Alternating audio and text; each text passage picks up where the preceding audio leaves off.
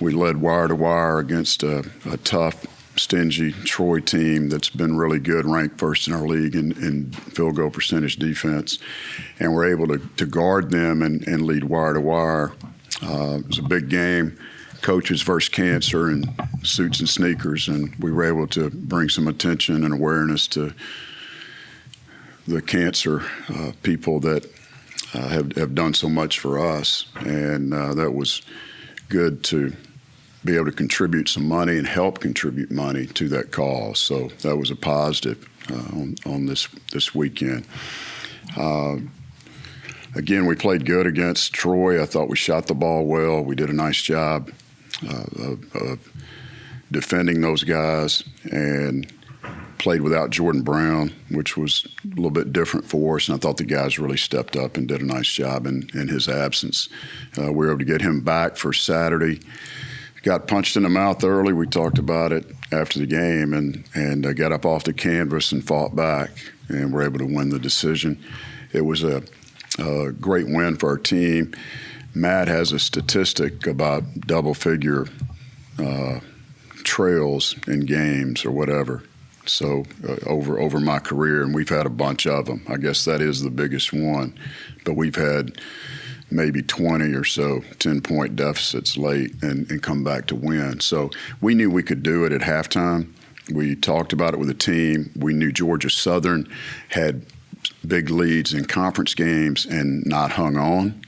And then we knew we could come back because we had done so early in the year against Old Dominion and got it to a two-point game with a minute to go. So our focus was a point a minute. We jumped out to an 8-0 lead. We got it from 19 to 8 in a hurry.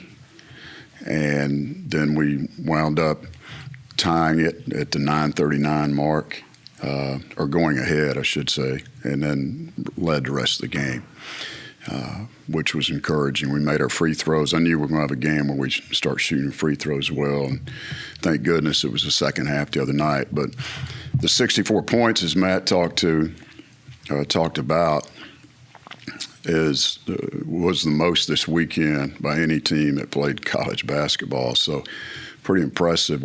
Jay said we'd scored 8. We scored more points in the second half than 8 Sun Belt teams scored Saturday.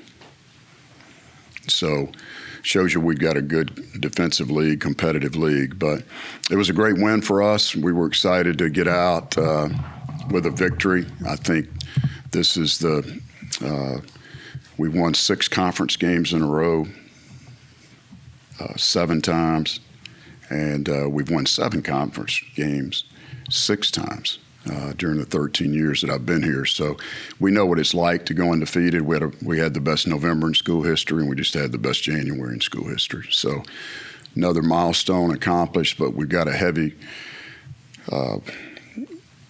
challenge this week with Texas State coming in, a team that's played better and won 3 road games already. They won their first 3 road games of the season, and at James Madison, at South Alabama, and then at Arkansas State.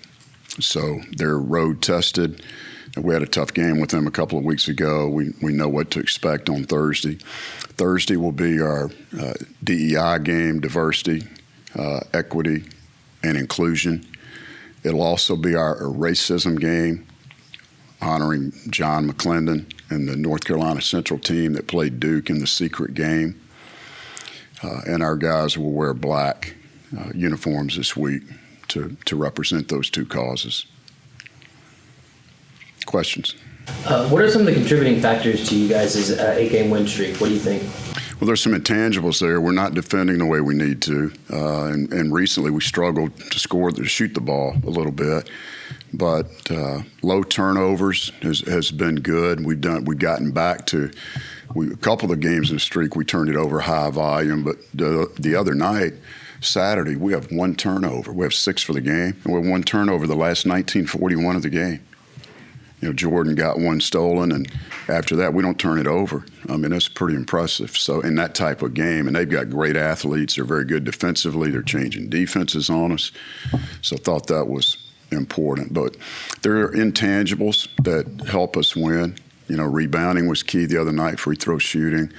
But it seems like we're able to step up when one goes wrong and compensate with something else. Coach, last two games at home, Jalen Dalcourt has only scored 2 points in those two games.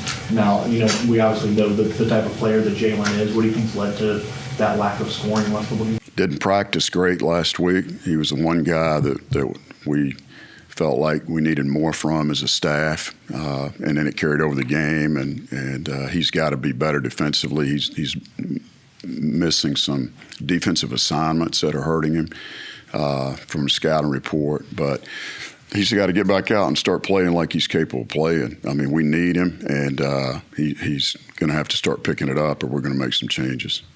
How'd you think? How'd you think Jordan played being off and coming back in? Yeah, for not being able to practice Tuesday, Wednesday, Thursday, he had 3 days that it was important to get him out there on Friday and see how he looked, and he did a good job. He came early and got through Friday's practice, and then Saturday I took him out early in the game one time and then put him back in, but I felt very comfortable with him and his conditioning, and I thought he played extremely hard the second half. How big was it to have Kobe sort of have that bounce back game last night? It was great. I was so happy for Kobe and told him so when he came off the floor. He's worked so hard over these past few years, but especially this year, and we need him, and he's going to start playing more. So what do you? Did Mason play? I didn't even check for Texas Tech over the weekend. Like, is he? He did not play against Southern Miss, and they had a 2-point lead with 2.5 minutes to go. So, do you expect him? I mean, that makes a big difference. I mean, he's like their leader. Yeah, he's their leading scorer, and their team has stepped up. This has been a crazy year, Kevin. If you look at some of the guys that have missed games for whatever reason, we go to South Alabama and Kevin Samuel doesn't play. Then we have Jordan doesn't play, right, for us. And then Saturday night, Sarasoff doesn't play for Georgia Southern. So it really, you have to prepare for everything. But we do know Harold's their leader. He's their leading scorer. He's their best shooter. And they've all these teams, including us, I think, played better when a guy was down. I think we proved it, Thursday of last week, and the other teams have done it also. And Texas State's a seasoned team. They're 2-time defending champs of the league, so we know what to expect from them either way. And talk about the dynamic of the second time you play someone in conference play. There's always a chess match there. Yeah, there's some different things that go on. You make adjustments, and their coaches will go in and see what took place in the game and look to see if they want to do things differently or just do things better. So most of the plans are pretty much fundamentally sound, but there's always a tweak or two, and especially in timeouts and at halftime. Coach, looking ahead to Saturday just a little bit, Tavion Kinsey is just such a dynamic player. Have you guys talked as a staff about what kind of the plan is to control him Saturday? No, we'll do that Thursday night right after the game. So we know he's a great player. We know they got a great team, but we're focused on Texas State. So we'll have a one-day prep for Marshall. Be kind of like a conference tournament. So Texas State, well, not that dissimilar than Troy matchup maybe, or how would you look at them from having played them? Yeah, they don't shoot the three-point shot like Troy likes to do. Troy averages 25 a game. I think Texas State's the bottom of the league in attempts. They don't shoot a lot now. Harold's a really good shooter if he's there, and certainly Mason made shots against us over there, and Drennan has made shots. But they don't shoot it quite as often. That's the main thing. They're good defensively. They really want to grind it and keep the score down. Coach, we talked a little bit earlier this year about how much depth you have. Do you feel like, it seems like you've got, I don't know how many you play, but it seems like you have a lot of options and you don't lose a lot when you have to sub in. Do you feel like that's the case and do you feel confident? Yeah, I think it's been great. That's part of the intangibles too, our depth, and we felt like we've worn some people down. And the other night we played the starters heavy minutes. I think they all played close to 30, or 4 of them did, and they all got in double figures also.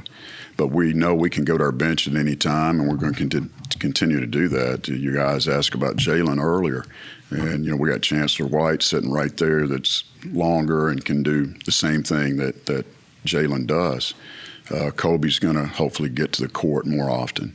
Vinny Sagona can shoot the ball. He's an excellent shooter. And Kyron Ratliff's been good in practice. I mean, we got 3 freshmen over there that can play also. As far as the other night, was there a player or two that kind of kept everyone calm and encouraged, or was that more the coaching staff that did that got you through that? I think several of our players do it. The locker room wasn't very calm at halftime, or after the game for that matter. There was a lot of excitement, but Themis Fulks, I thought, was a leader in that game the other night. I thought he really set the tone. Of course, Greg does every night.